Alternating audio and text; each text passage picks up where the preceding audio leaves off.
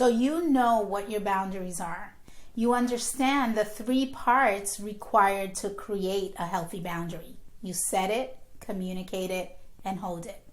But here's where most women get stuck. They don't know when to hold the boundary softly and when to go firm. So they either go too soft and the boundary never sticks, or they go too hard and create unnecessary conflict. Today I'm showing you exactly when to use each. My name is Patty Ferreira, and this is part 4 of the Boundaries series. Today we're getting super practical. If you've watched parts 1, 2, and 3, you understand why boundaries feel impossible, why guilt shows up when you're setting a boundary, and the 3 parts of creating a healthy boundary: setting it, communicating it, and holding it. But now you need to know, how do I actually do this in real life? And more importantly, when do I hold the boundary softly and when do I need to go hard? Because here's what I see constantly. Women who go too hard too fast and damage relationships unnecessarily. Or women who stay too soft too long and the boundary never actually sticks. So today I'm breaking down 5 real scenarios. And for each one, I'm showing you the boundary, the 3 parts of it: how to set it, how to communicate it, and how to hold it. When to use a soft holding versus a hard holding. The 2 types of self-doubt that will show up when you're holding a boundary, and what happens when you hold it. Let's start with the framework. Here's what you need to understand. Soft and hard aren't about how you set or communicate the boundary. They're about how you hold it. Soft holding looks and sounds like this: I'd prefer it if you did it. Can we please plan ahead of time next time? That doesn't work for me, but here's what does. It's relational, it allows room for mistakes, it assumes good content. You're setting the boundary, but you're doing it in a way that preserves warmth and connection. Hard holding looks and sounds like this: I don't do that. That doesn't work for me. You'll need to find someone else. It's protective, it's firm, and it's non-negotiable. You're setting the boundary and you're making it clear. This is not up for discussion. So when do you use each, or when do you use one versus the other? Soft holding is appropriate when it's the first or second time they've crossed the boundary. The relationship is important to you and worth preserving. The person has good intent but needs redirection. The boundary has some flexibility built in. Hard holding is required when they've crossed the boundary repeatedly. Your safety, sanity, or capacity is at risk. The boundary is non-negotiable. Soft holding would signal that the boundary is optional. And here's the key. The progression is not always soft to hard. Sometimes you start hard, firm. If it's a safety issue, something physical, emotional, or mental, you don't ease into it. You go hard and firm immediately. If it's a repeated violation, you've tried soft and it didn't work, you don't keep being soft, you escalate. But if it's a first-time boundary with someone you care about, a soft holding can work. Start there. Now let's apply this to real life. So here's the blind spot. You think saying yes to one more thing makes your team feel like you're a team player. But it doesn't. It makes you overcommitted, burnt out, and resentful. So, part 1, you set the boundary. You decide, based on your actual capacity, that you can't take on additional projects right now. Not based on what they need, based on what you can sustain. Part 2 is the communicating it, right? And you'll say something like, I'm at capacity and I can't take this on right now. Not, I'm so sorry and I wish I could, but just, I'm at capacity. Part 3, which is holding it, When they push back, you just enforce it. Use soft holding when this is the first time they've asked you to take something on extra. Your manager is generally respectful of your workload, the request is reasonable, and you're just at capacity. Soft hold, I'm at capacity right now. Can we revisit this next quarter, or should we deprioritize something else to make room? You're holding the boundary, which is I can't do this, but you're offering a relational solution which allows us to feel like we can figure it out together. Now, you use a hold boundary when they repeatedly ignore your capacity. They expect you to fix their poor planning and your performance or health is suffering. So you can say something, I can't take this on, my plate is full, and adding more would compromise the quality of my current work. No negotiation, no solutions offered, just this is not happening. So what self-doubt comes in when you do this boundary? It'll sound like, should I even say no? Maybe I should just figure out how to make it happen. Everyone else seems to handle more. What to tell yourself? Your capacity is real. Saying yes when you're at capacity means either your current work suffers or you burn out. Neither serves anyone. Self-doubt type 2, which shows up if you went soft, was, am I too soft? They're still pushing. Maybe I should have been firmer. How to know? Did they respect it? If yes, soft was appropriate. If they're still pushing, escalate to hard and firm next time. And if you went hard, was I too harsh? Did I damage the relationship? And how do you know? Was this a pattern? Is your sanity at risk? If yes, hard was appropriate. If it was the first time and you went nuclear, you might recalibrate. Now, what happens when you hold a boundary? If you hold it softly, they might respect it and stop asking. They might test once more, then escalate to hard. You preserve the relationship while setting the boundary. If you hold it hard, they'll likely be surprised. They'll either respect it or reveal they never respected you at all. You protect your capacity. Scenario number 2, family overload. Here's the blind spot. You think being the fixer for your family is love. It's not. It's codependency. The boundary is setting it first. You're not responsible for solving their problems or managing their emotions. Communicating it. I hear that you're struggling. I'm not able to fix this for you. And then 3, holding it. When they spiral or push, you redirect instead of rescuing. Now, when you hold this boundary softly, like this is a parent or a sibling you want to maintain closeness with, they're genuinely struggling and not being manipulative, you have the emotional bandwidth to stay present without fixing it, right? And you'll say something like, I hear you, this sounds really hard, I believe you can figure this out, and I'm here to listen, but I can't solve this for you. It shows empathy and the boundary. You're present without rescuing. Okay? When you're holding it hard, it's because they've repeatedly drained you and expected you to fix it. They're being manipulative, they're guilt tripping, emotional blackmail. You own your mental health.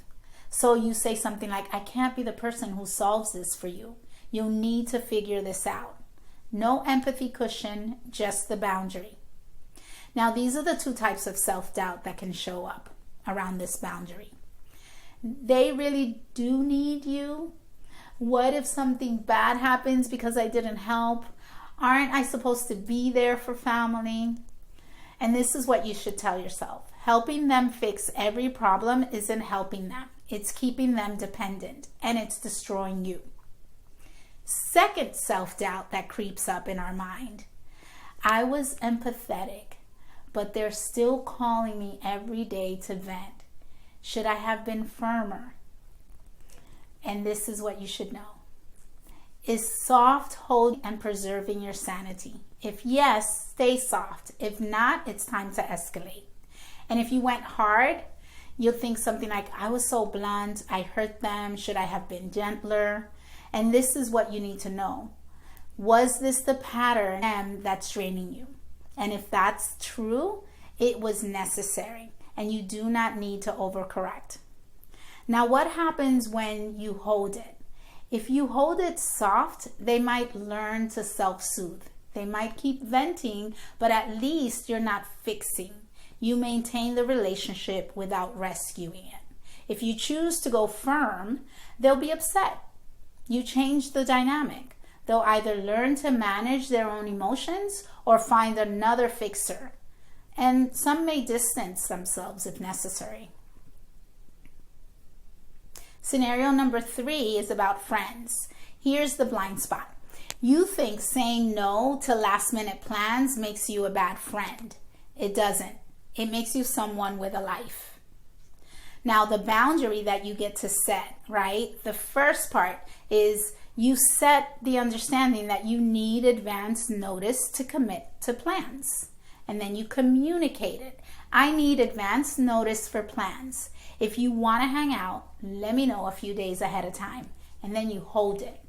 When they text the day of, you don't make excuses. You just say no and offer no alternative. Soft holding. This is a friend you genuinely want to see. They occasionally forget. It's not a pattern. The relationship is worth the flexibility. So you say something like, I can't tonight, but I'd love to next week if we plan ahead. Want to put something on the calendar? You'll say no to tonight, but you're offering connection.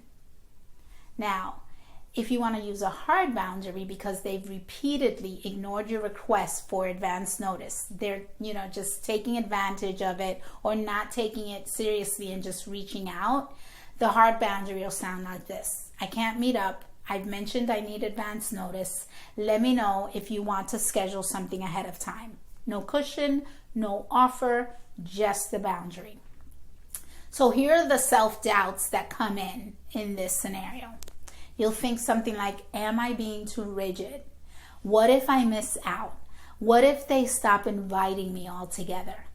What you should know is friends who respect your needs will adjust. Friends who don't won't. And you'll know who is who.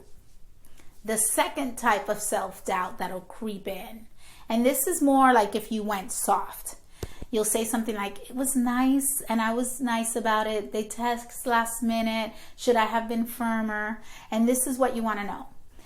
Is this the second or third time? If yes, escalating to hard was the right thing, right? Now, if you went hard in this scenario, you'll ask yourself things like, I was pretty blunt. Did I sound mean? Should I have softened it? And this is what you want to know in this case. Have you set this boundary before? If yes, hard was warranted. If no, you might want to switch from hard to soft. Now, what happens when you hold the boundary? If you held it soft, they might adjust and start planning ahead. They might test once more, then you can escalate, and you may preserve the friendship. If you went hard, they might stop inviting you, testing you if you mean it, and real friends will adjust. Casual ones will fade away. Here's scenario number 4. This is the kind of partner, significant other. The blind spot is something like you think you're doing everything yourself, and that means that you're being a good partner. Well, it doesn't. It means you're enabling and you're teaching them helplessness. Setting the boundary sounds like this. Equal partnership means equal load. I'm not here to do everything. And then communicating is, I need you to handle dinner on weeknights without me planning it. And holding it is when they ask, what should I make? You don't answer, you redirect, and you tell them, you decide. So if you're gonna hold this softly, you're gonna do it because this is the first time you're asking them to step up. They're willing to genuinely come along. The relationship is strong and you're working as a team.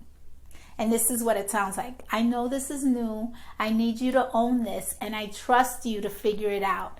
I'm here if you have questions, but I'm not going to plan it for you. It's supportive, but firm. You're giving them room to learn. If you want to hold it hard, it's because they keep asking you to manage it, testing if you'll cave in. On purpose, they'll take their time, and you see that this is a pattern. So you'll say something like, I've asked you to handle this. If you need help, Google it, figure it out. I'm not managing this anymore. No hand-holding, no rescuing, just the boundary. So here are the self-doubts that can pop up. It's just easier if I do it. Why am I making this such a big deal? Maybe I'm being controlling by not letting them do it their way. And this is what you should tell yourself. If you keep doing everything, nothing changes. Discomfort is the price of the partnership. The second type of self-doubt that creeps up, and this is if you go soft, you'll probably think something like, I tried to be supportive, but they're still asking me to manage it. Should I have been firmer? And what you can know about that is, are they genuinely learning, or are they pretending to be helpless?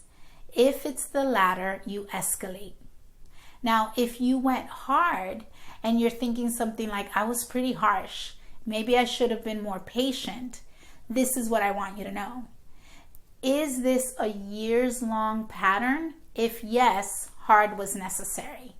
If it's the first week, you might be expecting too much too fast, and you want to recalibrate. Now, what happens when you hold these boundaries? If you hold them soft, they'll likely step up if they respect you. They'll struggle at first, and that's okay. You get to stop managing everything. If you hold it hard, they'll either step up or reveal they won't. You'll learn whether this is a partnership or not. Some relationships don't survive this boundary, and that tells you everything. Fifth and last scenario, self-rest. Here's the blind spot. You think rest is something you earn after you've done enough. It's not. Rest is required, not optional. So, to create the boundary, first you set it. You rest before you're depleted, not after. And then you communicate it to yourself. I'm resting tonight, even if there's more to do. And part 3 is you hold it. When your brain says, but you should finish X, Y, and Z, you enforce it anyway, and you just stop. Now, here's the thing. With yourself, you need to go hard, because you will negotiate with yourself forever if you stay soft. I'll just finish this one thing. I'll make sure and rest tomorrow. Everyone else is doing more. That's soft holding with yourself, and it doesn't work. Hard hold with yourself. I'm resting, period. The work will be done tomorrow. Non-negotiable, no exceptions. The only time you might soften is if there's a genuine emergency. Something that is genuine, not just feeling urgent. So these are the self-doubts that come up in this self-talk. Should I even rest? There's so much to do. I should be productive. Everyone else does more than me. And this is what I want to tell you. Exhaustion is not a badge of honor. You are not a machine. Rest is how you sustain performance, not how you avoid it. Self-doubt number 2. If you went hard on yourself, you'll say something like, I was really firm with myself and I didn't finish everything. Now I'm behind. Should I have been more flexible? Here's what I want you to know. Did you collapse because you rested? No. So the hard was appropriate. Your brain will always tell you you're behind or that you're lying. Now, what happens when you hold this boundary? Let me name something that's probably happening right now as you're listening to this. You're experiencing self-doubt. And there are 2 types of self-doubt that may be coming up for you right now. It may sound like this. Should I even have this boundary? Am I being too demanding or too sensitive or too difficult? This shows up before and during the time you're setting the boundary. And here's what you need to know. If you're asking yourself whether you should have had the boundary, the answer is probably yes. Because the boundaries you question are usually the ones you need most. The second type of self-doubt that comes up will sound something like this. Did I go too soft or too hard? Did I choose wrong? This shows up when you're holding the boundary. And here's how you know if you chose right. You'll ask yourself, did soft holding work? Did they respect it? That means. Then it was appropriate. Did soft holding fail? Which is, did they push back? So escalate to hard, right? Protect yourself. That will give you relief. And if you held it hard, damaging the relationship was necessary. But here's the truth. You won't always choose perfectly. Sometimes you'll go too soft and realize you needed to escalate. Sometimes you'll go too hard and realize you could have started gentler. There's no failure in this. There's just learning. And it's the skill. It's not perfection. The skill is noticing what's working and adjusting to that. Now let me be real with you about what happens when you start doing this work. Some people in your life will adjust. They'll respect your boundaries. They'll learn. The relationship will get stronger because it's finally honest. Some people will push back. They'll test you. They'll guilt you. They'll try to see if you're really serious. And this is where you find out. Do you hold it or do you cave in? And some people will leave. They'll stop calling. They'll just fade out. They'll find someone else who doesn't have boundaries. And this is the hardest part. You'll grieve. Not because you made the wrong choice, but because you finally see who they were. They didn't respect you. They respected your compliance. And when you stopped being compliant, they left. That grief is real, and it's also necessary. Because on the other side of that grief is clarity. You'll know who actually values you. And you'll stop exhausting yourself trying to keep people who were never really there to begin with. This is part 4 of the Boundary series.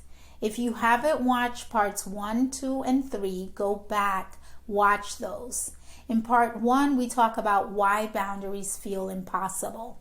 Part 2 is all about why you feel guilty setting boundaries. And part 3 is why just say no doesn't work. And that's where we give you the 3-part framework. Part 4, this video, it's about boundaries you need right now, soft and hard. This series has been about giving you the framework and the tools to stop abandoning yourself. And if you're ready to practice this work with support, if you want a community of women who are learning to set boundaries, hold them softly when appropriate, go hard when necessary, and tolerate the discomfort of it all, join Awakened and Rising. It's a weekly live coaching session where I walk you through the exact moments you're stuck. It's a private community where you can share what's real. It's where you get real accountability from women who won't let you abandon yourself. And it's a $30 a month membership. I'll add the link in the bio. And if you're not ready yet, take what you learned today and apply it. Pick one boundary from this video. Set it, communicate it, and hold it. Soft or hard, depending on what the situation requires. And prove to yourself that you can do this. If this video helped you see where you've been going too soft or too hard, hit subscribe. Share it with another woman who needs to hear this. And leave a comment. Tell me which scenario hit the hardest. Was it the work one, the family one, the friends one, the one about your partner, or the self boundary? I'll read every comment. This is the final video on the Boundaries series. But the work doesn't end here. The work is in practicing daily in your real life. And when you mess up, when you go too soft or too hard, it's up to you to adjust. That's the work. Have an amazing week, and I'll see you next week.